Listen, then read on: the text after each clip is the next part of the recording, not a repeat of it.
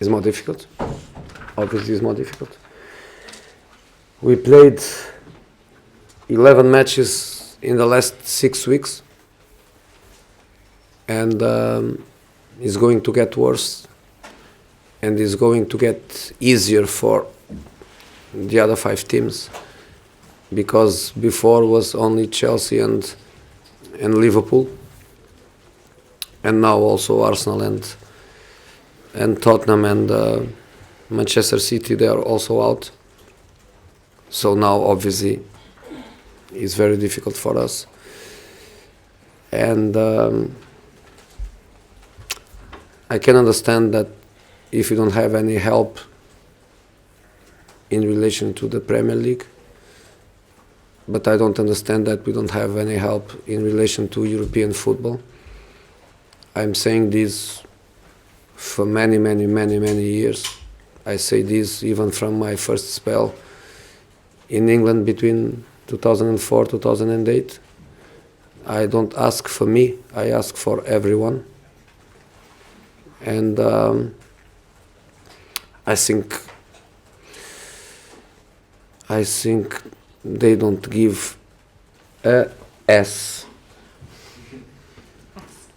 They don't give an S about the English teams in Europe.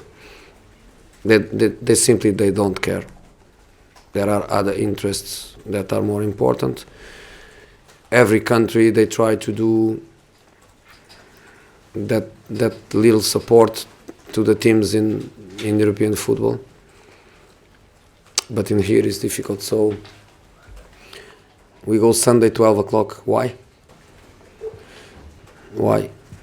us Sunday 12 o'clock? Why us? So it's going to be even more difficult for us. But we go until our limit, like Marcos Rojo did today. For some, was a funny situation, the banana story. I don't think it's a funny situation. When I watch marathons and when I watch other sports and people goes to the limit, I don't think it's funny. And I don't think it's funny some of my players, 6 weeks, 11 matches, play last Monday with 10 men, enjoying 5 hours the M6, coming back to Manchester. And today they were in, some of them, especially some of them, like Marcos, they were in the limit. Probably people can ask, why was Jones playing on the left with so many difficulties? He was playing on the left because he could run, and Marcos couldn't run.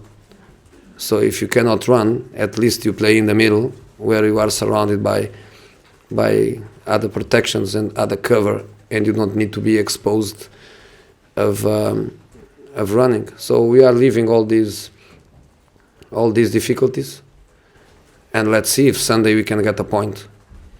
Because if Sunday we get a point, I think will be a great result for us. So just Pogba get the hamstring injury without the Monday, Thursday? I think so. I think so. My team's injury records are very good, very good. Especially at the muscular level, it's very difficult for my players to have injuries, and of course was accumulation of fatigue. That's obvious. An hamstring. He was feeling already in the first half something, and in the second half, immediately he felt that he couldn't carry on. So even a physical monster like him felt it. But of course, he was one of the players that never had a rest, because he played every game. And even against Blackburn, he was on the bench, and he had to come in for the last half an hour. So he's playing every game. So that's normal. I think the Monday night game more than 1 hour, 11 against 10, also had a price. So Paul is paying the price. But in Rostov, when I was speaking with the delegate about the conditions of the stadium, he was telling me if a player gets injured, no problem, because they have insurance. I think in England is also a little bit of the same. You know, he gets millions, let him run. If it breaks, he's insured, no problem. Jose, you were saying that the authorities don't care about English teams in Europe. It's true.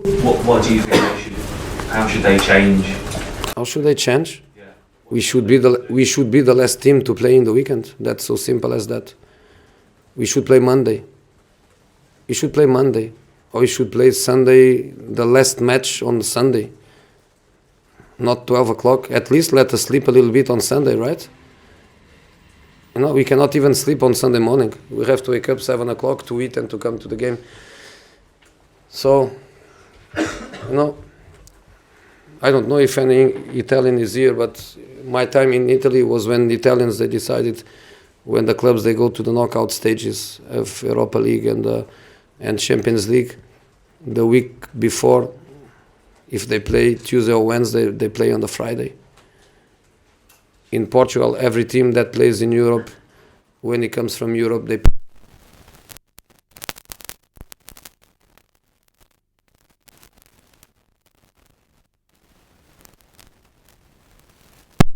When you look at, like you mentioned, all the other countries that do it, and England is the one exception, is that arrogance or stupidity or what on the part of the authorities? No, I think is the simple criteria of we give you so much money, which is true, and we appreciate that. And without them, and without their money, the Premier League wouldn't be the Premier League. The clubs, they wouldn't be so rich as they are. So yes, they are totally right, and yes, we have to tell them thank you so much for the Premier League that you are building. But I think you can do that. You can do that and just have a little finger, a little touch. You know, can you give me an explanation of why do we play Sunday 12 o'clock? Nobody can give me that explanation. Because why we don't play 5 o'clock? No, maybe Monday, okay, they can say, the players, they go to the national team and we have to protect the national team with one more day. Okay, there is a reason. But why do we play Sunday 12 o'clock? That makes no sense. So I think it's just a little bit of common sense, if they want, you know, or if they are happy that we have one English club in the Europa League and one English club in the Champions League. Wow. They've never shown common sense, though, ever, have they? You know, I don't ask for me. I ask for everyone. And think, aren't we good enough to have more teams in the Premier League? Aren't we good enough to have more teams in the Europa League? I think we are good enough to have more. So, Jose, what you've said there, the difficulty of trying to get a team together that is capable of getting into the top four would seem to be very, very difficult. Does that mean you almost have to sacrifice the league?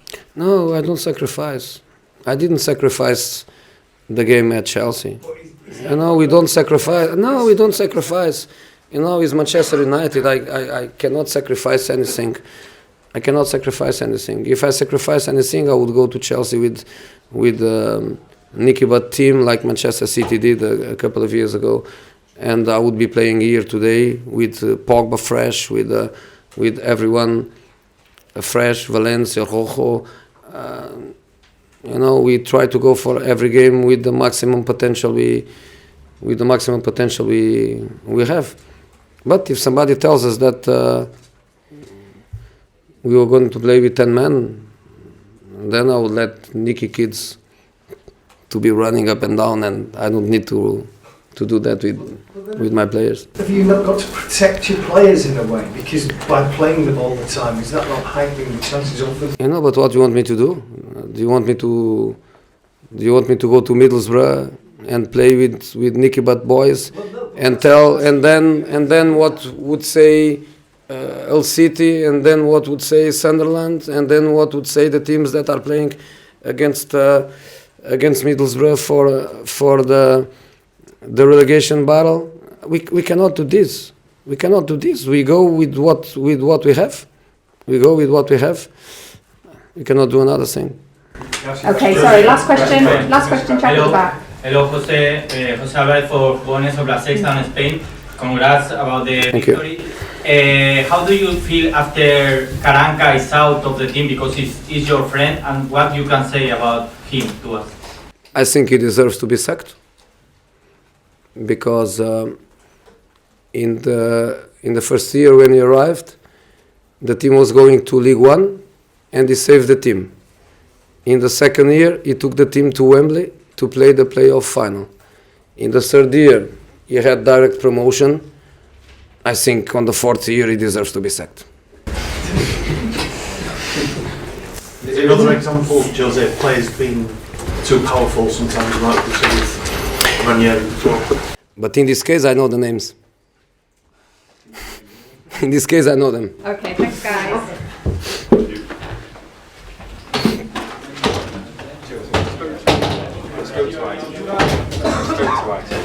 He spoke to Caranca. He spoke to him. Yeah. All my friends. All the best.